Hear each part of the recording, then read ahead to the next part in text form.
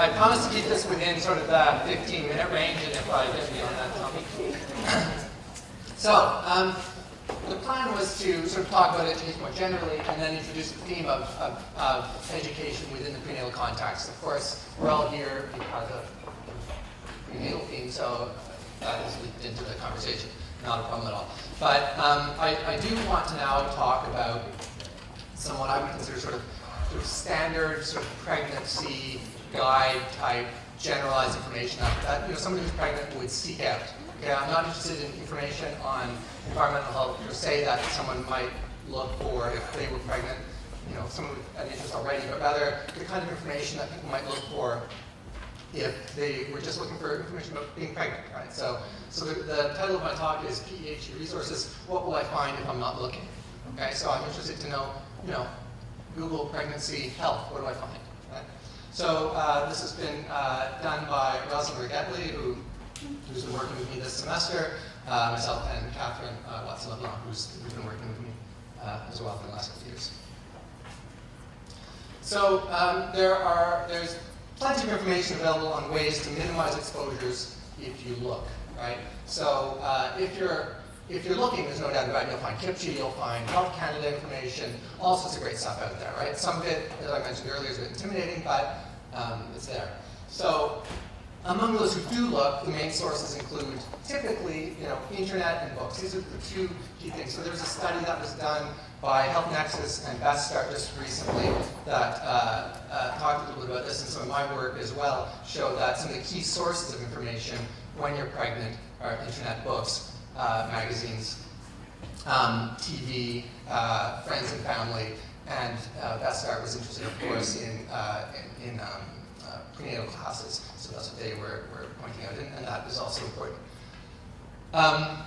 Often when you're looking at internet and books, if you're looking specifically at environmental health material, it can be quite overwhelming. Certainly there are a lot of books out there that are very overwhelming. You often find contradictory messages, so sometimes suggesting things are dangerous, things are not dangerous, don't worry about it, not a problem. Sources are not always trusted, right? So we have to worry about the fact that some of these sources are produced by companies such as Johnson & Johnson and so on and so forth that may conceivably sort of dilute the message a little bit. And it's not being reinforced by prenatal care providers for the most part. At least that's what my research has shown, right? But many are receiving no environmental health information at all. And I think this is what I was quite interested in. I was surprised because when you do look on the internet, there's so much stuff out there. But in any event, it's problematic any way you look at it, right? So either they're getting messages that they are confused by or overwhelmed by or don't trust, or they're not getting anything. So to kind of address this issue, we did a scoping review. So we wanted to examine of PH information in mainstream healthy pregnancy or materials or sources, what will we find on environmental health issues? So we're interested in what environmental health information is covered in general pregnancy books and websites. So what to expect when you're expecting type things. And from a different source, what environmental health education opportunities are there in core undergraduate level physician, nurse, and midwife training? So under the assumption that physicians, midwives, etc., are a well-respected, trusted source, and so if they don't know anything because they're not being trained in it, then this is an issue. So we were trying to sort of scope out the mainstream information. So this is a bit intimidating, but methods for each of these things. So it was to focus on the amount, type, and to some extent quality of environmental health information from the following sources. So websites. We did a generic search using terms pregnancy and health. We only looked at the first 2 pages because we figured, when you do a Google search, that's where you commit a focus, right? And we ignored some of the sponsored sites. So when there's a few sites up top that are specifically sponsored, we didn't look at those ones. We looked at pregnancy books, so we looked at general books on pregnancy, so like what to expect when you're expecting from a major book retailer. So we looked at chapters, and Rosalind and Catherine sat on the floor or on the benches, hopefully, in some cases, and flipped through all of the books that were there. They went to public health resource centers, and we also went through the online vendors, so Amazon.ca and chapters or Indigo.ca. And we also compared to the top 20 bestseller lists from these websites, just to make sure we got everything. The ones that are important, the ones that are the most looked at. We excluded birthing books, journals, books for healthcare providers specifically. And then we also did some sort of exploration of medical training by looking at the online information for accredited medical nursing and midwifery programs. We scanned course titles, content, site. We did site searches using environment and toxics in some form or another. And so I would be interested to get your commentary, any doctors or midwives or physicians in there. Sometimes these sites are a little bit hard to navigate. Sometimes you don't have full access to course material, et cetera, et cetera. So, I think there's some work still to be done, but I think it's a good start. So in terms of resources from websites, from the Canadian government, we had two major sites that kept coming up, and that was PHAC, Public Health Agency of Canada, and Health Canada. From Public Health Agency of Canada, we had a book, or a link called A Healthy Pregnancy Guide. And there's one mention of environment, it's on fish. And the quote was, "Fish is important, it should be eaten each week, but choosing which fish to eat and how much can be complicated." That's it. So this is not to say that Public Health Agency of Canada doesn't have excellent information, because they do.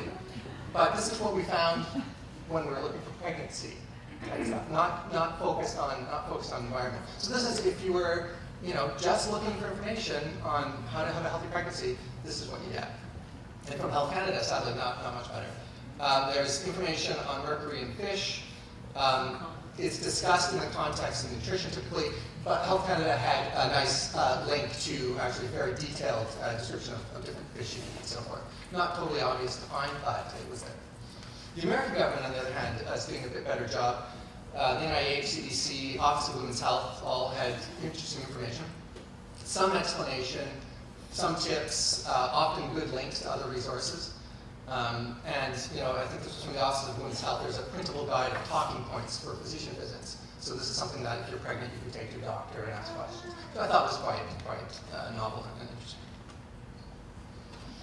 U.S. hospitals were quite dominant in the list of resources that came up. So the Mayo Clinic, there's a link to a sort of a healthy lifestyle page that talked a little bit about fish. So not a whole lot from the Mayo Clinic. I don't know this, Nemours, the Children's Health System, this is, I guess, a chain of hospitals in the U.S. in multiple states. It's not bad information, discussion and tips to avoid mercury, household chemicals, pesticides, lead, fairly general, but it's reinforcing the issue, and I think there are opportunities to go elsewhere and suggestions to look elsewhere.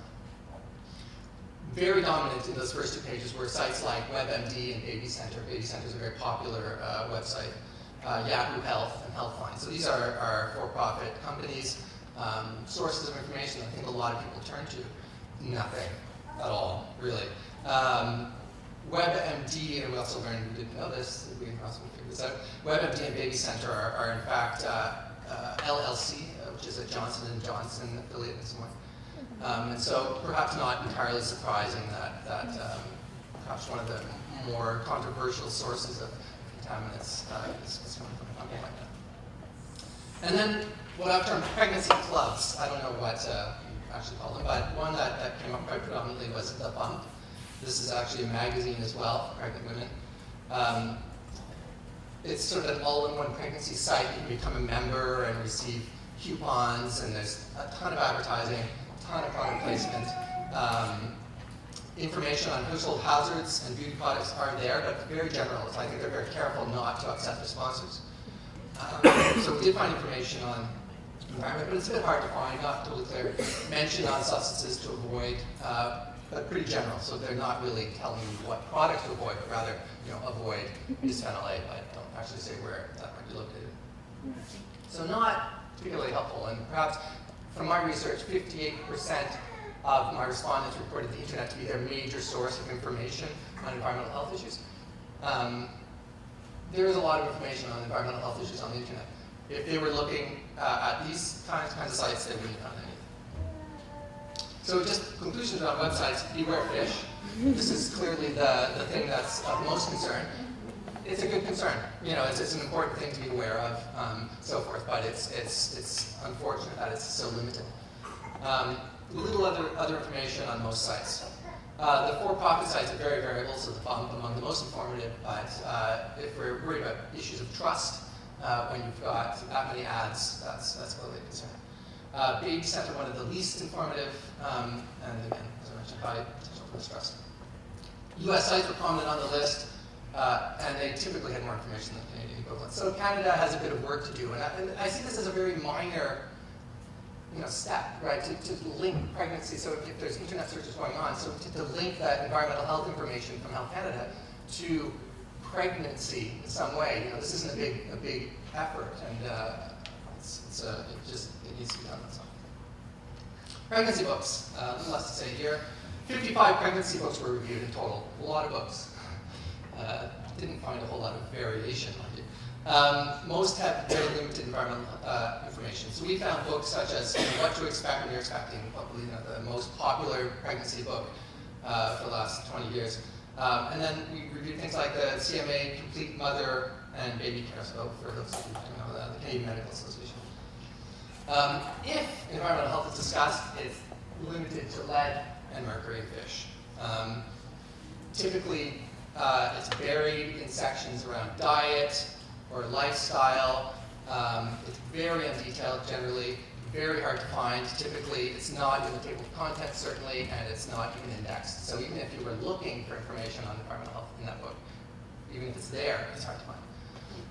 So in some cases, it is somewhat highly optimistic as well. In fact, sorry, I just realized I had some quotes here that I wanted to read. Yeah, right, so some guys are highly optimistic. So one, for example, this is coming from Pregnancy Day by Day, revised, it's called on page 66. While chemicals can cross the placenta, there is no hard evidence to show that this has an ill effect. From another book, we found, this is What to Expect When You're Expecting. Routine hair care, skin care, and tanning are of little concern as preconception risks.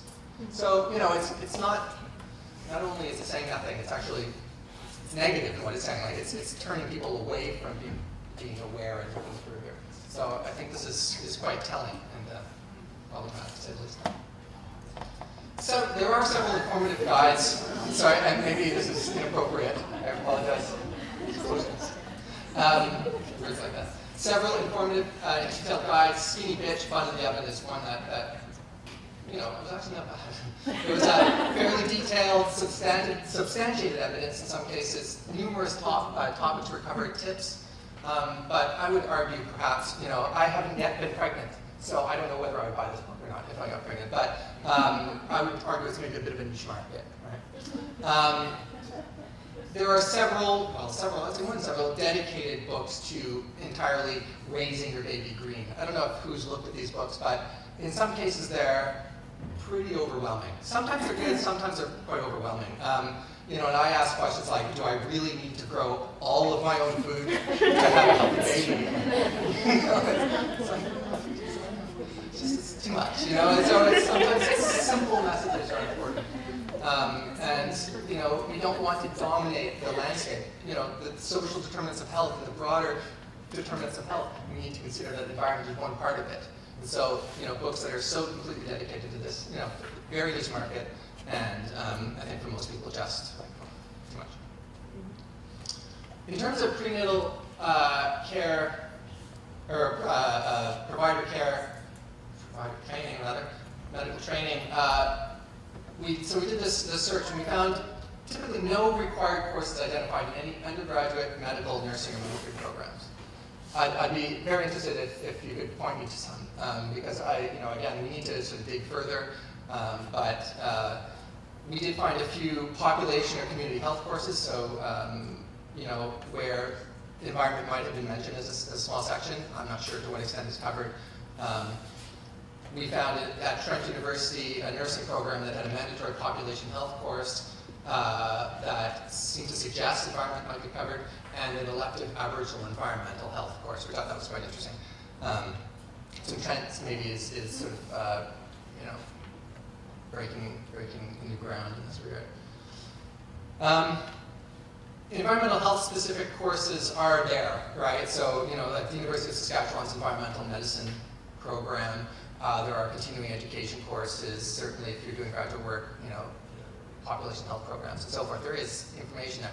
But the majority of physicians don't go that route, I would think. Maybe they do. I don't know. Again, I would be very interested in your input. Maybe we can talk about these things after tomorrow. So some conclusions. In my view, if you aren't looking, you won't find it. It's not there, or it's very limited, it's buried and scattered, likely to be reinforced by prenatal care providers because they're not being trained in it, and I think we also know that. If you are looking, there is very good information, and so I don't want to badmouth Public Health Agency of Canada or Health Canada or any other organization because they are doing some excellent work. The issue, though, is if you aren't looking for it, you won't find it. And so I think the majority of pregnant women aren't looking for it. It's not on their radar. And so that's a critical issue. And so in terms of examples of some great information, you can go online and find through KIPSHE, through Health Canada, Mother Risk, University of California, San Francisco's got some great stuff. Prenatal classes haven't really figured out a way to investigate that in any significant way. I think there's so much variation in prenatal care classes, and again, it's something I'd like to look into. But we've looked at public health units, and we sort of did a random sample sort of, and then we picked the ones also that we knew had good programs, just so we get a sense. So Toronto, Peel, for example, were two that we looked at in depth to see what they were doing, and there's some good information there. But again, if you're a pregnant woman and you're not looking, you won't necessarily find them. So my wish list, we need to raise the profile in non-specialty books and sites. This is something that maybe they just need to be more cognizant of. Ensure material is trusted, so we need not-for-profit endorsed by perhaps the Canadian Medical Association, the Society of Obstetricians and Gynecologists of Canada, etc., based on the best evidence we've got from trusted sources. So, Christine, you mentioned that Health Canada is acknowledged as being a very trusted source. I think most of us, if we looked on a Health Canada site, we would be fairly confident that what's posted there would be reasonable information. So, these are the kinds of sources that we need to get information from. And I would argue that we need to introduce mandatory environmental health modules minimally to medical and nursing and midwifery training. It doesn't need to be, a year's worth of material. It's, I think something needs to be there.